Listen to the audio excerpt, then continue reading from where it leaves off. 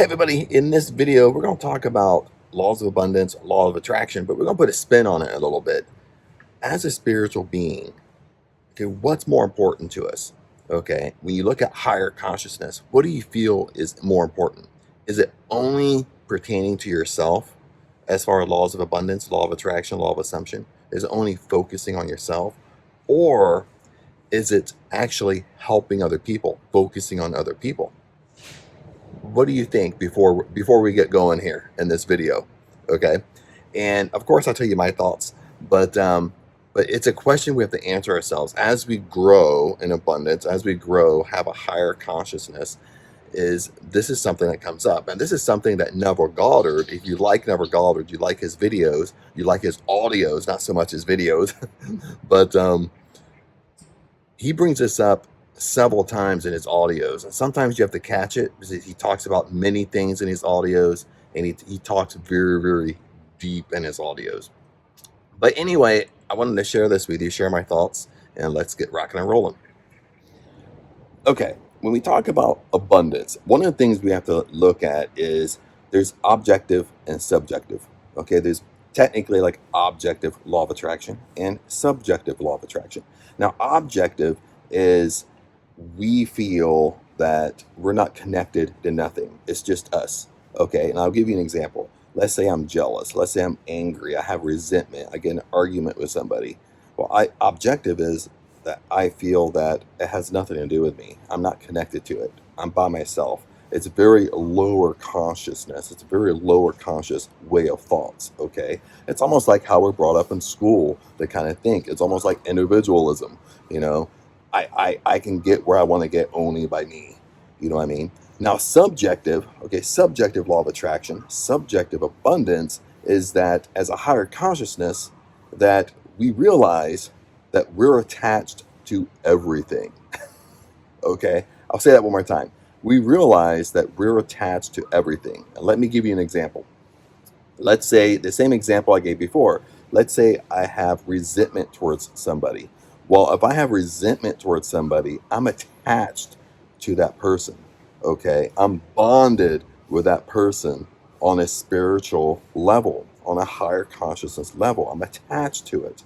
Okay, I'm connected to it. Okay, same way if I'm jealous of another person, I'm connected to that other person. Same way for unforgiveness, anger, I'm connected to the other person. That's why when you look at spiritual text, spiritual readings, when you look at religions, we look at the Bible, it talks about forgiveness. Okay, this is why the power of forgiveness is so powerful. And I love the way Neville Goddard puts it when he talks about forgiveness and the pruning shears of revision. And I'll post the pruning shears of revision here.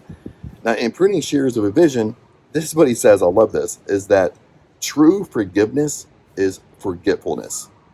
Listen to this. Okay, it's so powerful. True forgiveness is forgetfulness. So when you truly forgive somebody, you truly forget what they did. Okay. Now, this is why forgiveness is so powerful. Because if you're jealous, your anger, resentment, okay, when you truly forgive, you cut that cord. Okay, you cut the cord. You're not attached to it. Okay, think about it this way: when you're anger, when you have angry towards somebody, you don't forgive them. When you have resentment towards somebody, you don't forgive them. You talk about people behind their back. Okay, you're connected on a spiritual level, on a higher consciousness to that person. You're connected. It brings you down to their level.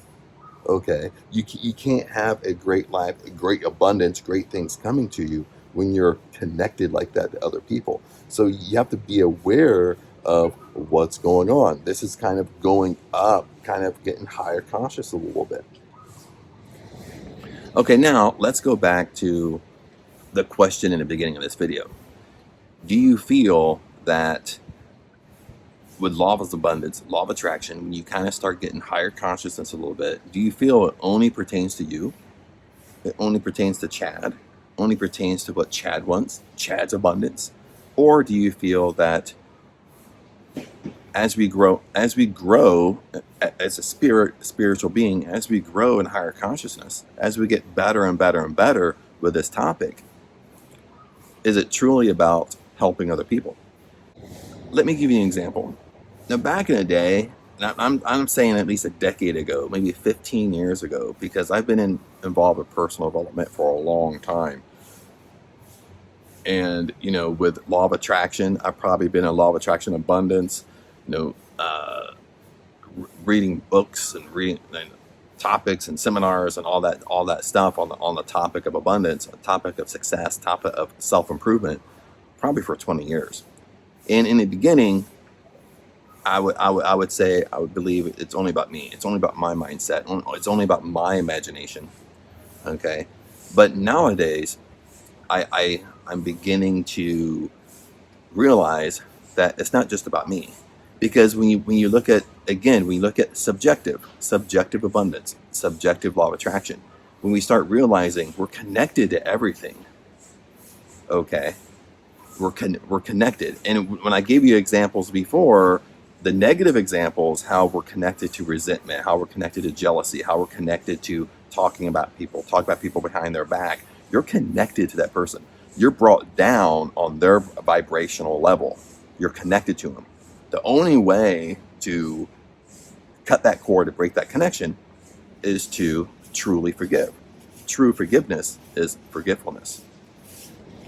Now, me kind of knowing this is knowing that we're connected to everything, we're connected to everybody, while it's really about helping other people. And I'll put it this way, and I learned this by Neville Goddard, and none of this stuff is all my teachings. I've learned it somewhere, you know what I mean? This stuff has been around for decades, it's been around for centuries, okay? These are all in biblical texts, spiritual texts, religions, and it's all over the place. For centuries, this stuff's been around. But anyway, going back, how do we practice it? How do we put it in practical form?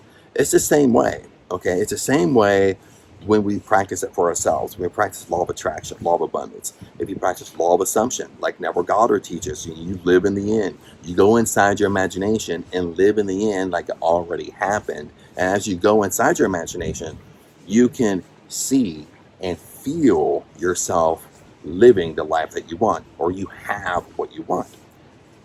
It's the same way with other people. You do the exact same thing towards other people. You see them the way you want to see them. You don't see them in their present situation.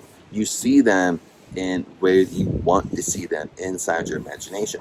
So let me give you several examples in this. And one of the examples Neville Goddard uses, he uses this one a lot, is that, and this is I think the most common, that it's easy to kind of grasp, is that, let's say somebody's unemployed. Let's say you have a friend that's unemployed. Maybe he lost his job. Maybe he quit his job because it's a horrible atmosphere, and he's talking to you about it. But inside your imagination, you see him already employed. You see him having the job of his dreams. You see him making twice as much. You don't see him being unemployed in present time. You see him in your imagination that you're congratulating him on his new job. You're congratulating him doubling his salary.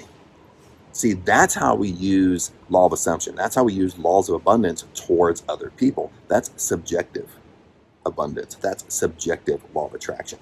It's the same thing about health. If somebody's unhealthy, you don't see them in their present form as being unhealthy. In your imagination, in your mind, you see them already cured. You see them already healthy. Make sense? Same way if someone's struggling, maybe somebody's struggling with an addiction. You don't sit around the table with your family and talk about that person, okay, struggling with that addiction. Because what happens is, when you sit there and you talk about another person in a negative way, it brings energy to it. It brings life to it. You're actually holding, on a spiritual form, you're actually holding that person to their addiction. Okay, you're not helping that person. You're holding them to that addiction. You're putting power into that addiction for them, because you're constantly talking about it. Okay, when you spin this around, you stop doing all these chit chats with the family, that talking about other people. In your imagination, you see them not struggling with drugs, not struggling with alcohol. You see them cured. You see them perfectly healthy. In your imagination, you see them like that. In your imagination, you congratulate them of solving that big issue in their life. See, that's how we have to get. That's how we have to get this. Even for me, I struggle with this too. It's easy to get resentment. It's easy to even here where I'm here. I'm here around beauty and stuff like that. I tend to be very nice. Talk to a lot of people. At least say good morning, how are you, and stuff like that. I'm around right now. I'm in Thailand, so I'm around a lot of Farang, meaning a lot of foreigners. There's Thai workers here, of course, but lots of times I find myself, Thai are more friendly than foreigners. When you walk around and say good morning, sometimes people don't even answer you. And it's Farang, it's foreigners, it's not Thai. Thai are like very nice. But, it's easy for me to walk away when I say good morning and they didn't even respond and they saw me or they didn't even say anything. That I start getting a little bit negative in my mind. I start getting a little bit resentment in my mind. Okay, rather than just don't let it bother me. I mean, have forgiveness and truly forgive that situation.